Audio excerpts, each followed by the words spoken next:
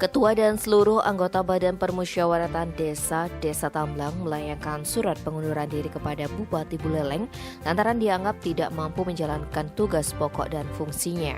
Pernyataan itu disampaikan lewat aspirasi masyarakat melalui perwakilan Forum Peduli Tamblang pada saat musyawarah desa Jumat 13 Mei.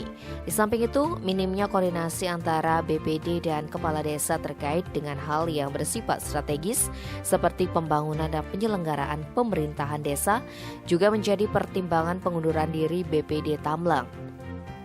Apalagi dalam Musdes itu juga disepakati terbentuknya tim pencari fakta permasalahan, penyelenggaraan pemerintahan dan pembangunan desa.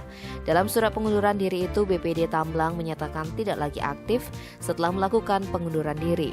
Dikonfirmasi via telepon Rabu 18 Mei siang, Ketua BPD Tamblang IGD Bude Harta menyatakan pengunduran diri itu juga dikarenakan tim pencari fakta yang dibentuk saat Musdes telah berjalan, sehingga BPD mengalah dan mengundurkan diri agar tidak ada tumpang tindih pencarian fakta.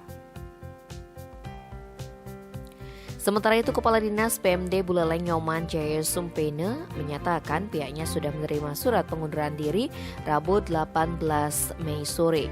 Meski demikian, sebelum ada keputusan Bupati, maka lembaga tersebut masih tetap aktif. Tim Bali Express melaporkan.